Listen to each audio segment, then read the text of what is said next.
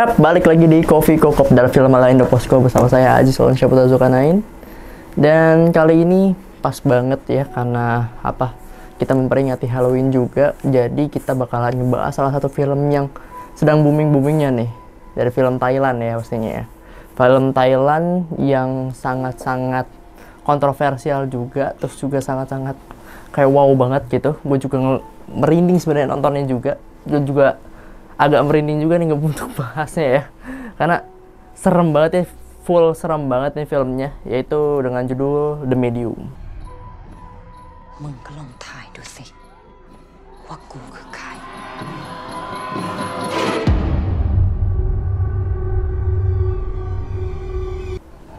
The Medium itu apa sih?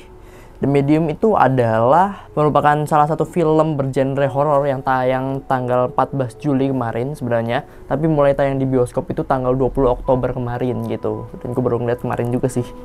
Ya, film ini disutradarai oleh Banjong Pisantanakun. Naskahnya ditulis oleh Cha Won Choi. Terus juga ada Chan Tavit Danasevi dan Na Hong Jin. Jadi antara entah kolaborasi orang Cina dan orang Thailand atau gimana, karena orang Thailand juga kayak unsur-unsur Cinanya juga ada gitu dari nama-namanya sendiri gitu.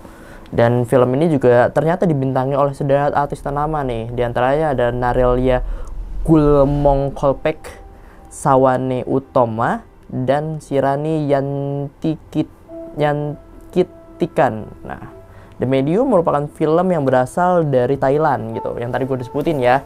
Diproduksi dilakukan oleh studio GDH 559, ada juga Showbox Entertainment dan Northern Cross. Nah, berdurasi 2 jam 10 menit. Film ini menceritakan tentang shamanisme di Thailand atau kayak perdukunan lah gitu di Thailand kalau bahasa gaulnya Indonesia ya.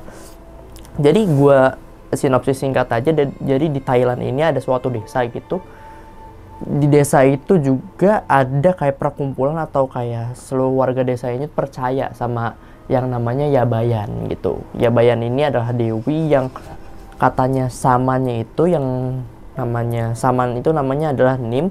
Kata Nim sendiri Yabayan itu adalah dewa gitu. Jadi yang memberi kesehatan, yang memberi kayak kekayaan dan segala macam dan berkah gitu bagi para penduduk desanya itu. Dan di sini si Nimnya ini berperan sebagai kayak dukunnya gitu. Sebenarnya plot dari cerita film di sini adalah kayak dokumenter, seakan dokumenter gitu.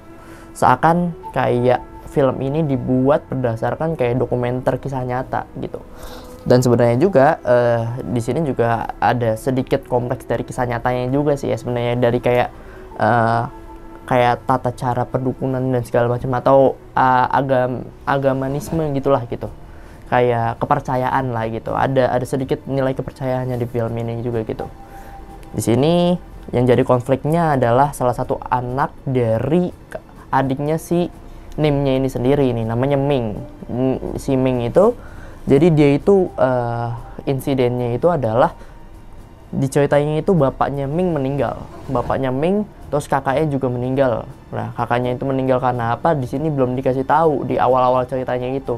Sampai akhirnya tahu suatu kejadian yang menimpa bapaknya juga sendiri, terus juga tahu masa lalu bapaknya, dan si Ming ini berubah tingkahnya dan segala macamnya gitu karena ada kayak silsilah dendam keluarga lah gitu, atau dendam pada zaman dahulu kala yang masuk ke dalam si tubuh Ming ini gitu. Jadi dia itu dirasuki dan segala macamnya gitu, sampai si Nim ini berusaha untuk menyembuhkan si Ming dengan cara yang dia percayai, yaitu dengan cara ya membantu dengan minta bantuan ke Yabayan itu sendiri gitu maksudnya. Plotnya yang gue suka di sini adalah Yabayan ini sendiri itu kayak adalah suatu eksistensi baru gitu ya. Kayak orang-orang percaya gitu, orang-orang meyakini kalau Yabayan itu ada gitu, orang-orang Thailand ini ya. Bukan gue sendiri juga nggak yakin sih Yabayan itu ada sih. Tapi di sisi lain juga ada gitu yang meyakini kalau Buddha, Kristen gitu-gitu masih ada di sana gitu. Jadi nggak menutup kemungkinan kalau agama-agama lain juga masuk gitu. Jadi nilai-nilai agamanya atau nilai kepercayaannya juga ada gitu. Yang menariknya lagi dari konfliknya ini dikemas secara matang dan juga bagus banget, dan kayak lu benar-benar nonton dokumenter tapi dengan cerita atau plot yang luar biasa epicnya gitu. Jadi horor di sini untuk sejam pertama gue rasa kayak aduh ini apa sih gitu, kayak dokumenter, film-film dokumenter lah. Setelah Ming-nya itu kerasukan dan segala macam, itu baru plot cerita yang sebenarnya baru ditunjukin semuanya gitu. Kayak akarnya baru kelihatan nih, ininya kemana gitu. Walaupun ada beberapa plot hole yang kayaknya sebenarnya itu membingungkan ya. Plot hole pertama gue sebutin deh. Plot hole pertama adalah si kameramen.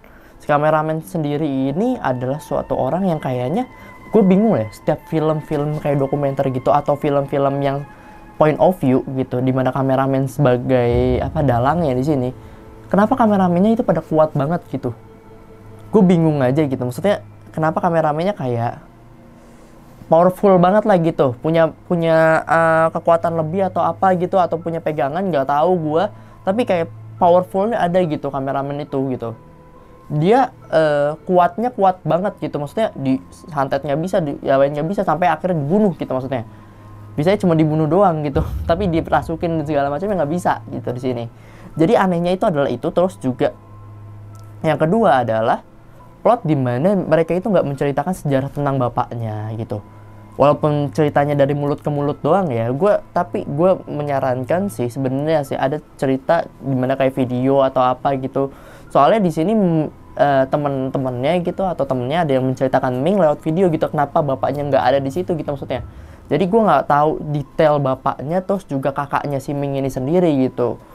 Jadi banyak banget plot hole yang kayaknya sebenarnya harusnya diadain gitu, tapi kayaknya kalau nggak ada itu malah mengurangkan sisi dari ceritanya sendiri gitu, maksud gue ya. Jadi ada sebagian kayak ini kurang nih, ini harusnya begini nih, ini harusnya tambahin ini nih gitu loh. Jadi menontonnya itu kayak gue agak kurang puas sih sebenarnya sih dengan film ini ya. Tapi bagusnya adalah kayak plotnya walaupun nggak kurang puas, tapi horornya itu dapat. Ini adalah salah satu film horor yang kayaknya bisa gue omongin kayak salah satu film horor yang terseram ya yang pernah gue tonton ya. Pasalnya kayak gue ini takut banget nonton film horor nih. Gue ini adalah orang yang serem banget. Mesti adalah para viewer semua yang kayak ya nggak mau lah nonton film horor gitu, mendingan nontonnya romantis, komedi segala macam. Ngapain kan gitu ke bioskop buat takut-takutan doang gitu, buat kayak ketakutan aja lah gitu maksudnya. Nggak mungkin kan. Jadi kayak gue pengen mendingan nonton film komedi atau film romantis gitu. Tapi gue sendiri kayak memberanikan diri untuk menonton Medium karena secara rating IMDb-nya aja bagus gitu, antara 7 atau 8 gue lupa, tapi itu di angka yang bagus lah ya.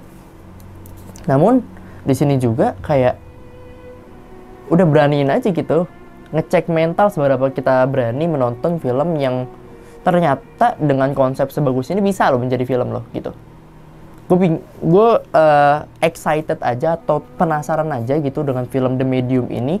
Apakah nanti akan ada sequelnya? Kalau misalkan ada sequelnya sih, gue pengennya ya dari sisi penonton sendiri ya, gue pengennya adalah taruh dong beberapa plot di mana menceritakan masa lalunya gitu. Karena endingnya aja gantung banget sih menurut gue sih. Endingnya terlalu gantung dan dihabisin gitu aja gitu maksudnya. Ngerti nggak sih, kayak nggak ada yang selamat, atau bukan nggak ada yang selamat sih, jadi spoiler kan gue tuh, nggak ada yang bertahan gitu maksudnya, tapi terus dilepas, dibuyarin aja semuanya gitu. Maksud gue lebih baik ada yang bertahan satu atau dua gitu, maksudnya ada yang mempertahankan plot ceritanya biar menjadi sequel gitu, tapi ini nggak ada sama sekali, dilepas semuanya aja gitu. Gue nggak tahu juga ini rencana dari sutradaranya atau bukan, atau gimana, gue juga nggak tahu. Tapi ini menurut gue so excited banget dan bagus banget sih sebenarnya si filmnya ya. Kalau bisa kasih rating ya untuk 8 masih bisa lah gitu. Yang emang ada sih yang nggak menarik ya sih, agak rancu juga, terus juga agak tricky juga untuk membuat film seperti ini gitu, dokumenter ala-ala gitu maksudnya. Kayak dokumenter tapi padahal ini cerita fiksi gitu, atau dokumenter yang netralisasiin atau didramatisirin gitu. Kayak sebenarnya bagus sih konsepnya bagus, tapi ada sedikit gitu yang nggak jelas ya menurut gue ya, yang nggak sebanding gitu sama alurnya gitu maksudnya gitu. Dan juga ada plot hole yang tadi gue sebutin yang membuat kayak film ini kurang lengkap menurut gue gitu. Menurut gue sendiri sebagai penonton kayak menontonnya kayak kurang lengkap, kurang packaging gitu maksudnya, kurang ada pelengkapan gitu. Masa cuma itu doang sih? Masa endingnya gitu doang sih? Walaupun endingnya so epic ya, epic banget sih endingnya, tapi kayak dibungkusnya itu kurang rapih, makanya kayak ada satu yang bolong gitu, terus ada satu lagi yang menjadi pertanyaan, entah itu memang sengaja menjadi pertanyaan atau entah itu emang nggak sengaja gitu. Jadi buat orang-orang bertanya buat sequel selanjutnya atau gimana, gue juga nggak tahu ya. Tapi kalau sequel selanjutnya kayaknya sih nggak ada sih, karena udah semua gitu. Aneh aja gitu kalau untuk membuat sequel selanjutnya ya. Kalau mungkin ada sequel selanjutnya, mungkin akan ada kejutan-kejutan yang lain dari The Medium ini gitu. Oke, mungkin segitu aja dari gua Azil Syaputra Zulkarnain tentang film The Medium ini. Makasih buat kalian untuk menonton Kofiko, Kopdar Film ala Indoposko. Dan jangan lupa untuk subscribe, like, komen channel Indoposko channel YouTube Indoposko channel maksudnya. Dan juga jangan lupa kunjungi website kami di www.indoposko.co.id ya. Jangan lupa follow Instagram kita di @indoposko dan juga Twitter kita di @indoposko dan TikTok kita di @indoposko. Oke, mungkin segitu aja yang bisa gue sampaikan. Kurang lebihnya mohon maaf. Wassalamualaikum warahmatullahi wabarakatuh. Wassalamualaikum warahmatullahi wabarakatuh. Happy Halloween semuanya. Bye bye.